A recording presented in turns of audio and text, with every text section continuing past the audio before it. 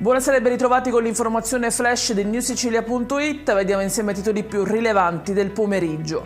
L'inchiesta sulla presunta corruzione legata a 2 appalti della sanità siciliana per il Civico e il Villa Sofia di Palermo. Il GIP Cristina Lobue ha disposto gli arresti domiciliari per 5 indagati e misure interdittive temporanee per altri 7.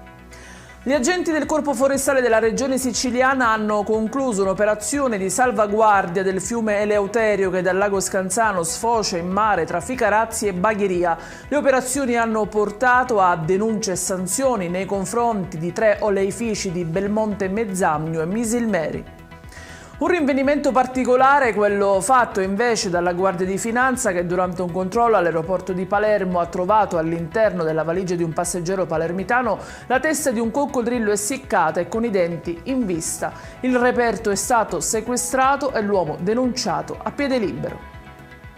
Il comune di Petralia Soprana festeggia il raggiungimento del 72,41% di raccolta differenziata. Ad annunciarlo è l'amministrazione comunale che lo descrive come un risultato che conferma l'impegno nel territorio verso politiche ambientali virtuose e sostenibili.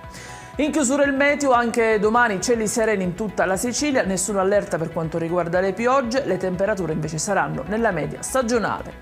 Ed è tutto per questa edizione, vi ricordo come sempre che i dettagli su queste notizie e molte altre li trovate sul nostro sito e sui nostri canali social. Grazie per averci seguito e appuntamento domani alle 13:30. Buona serata!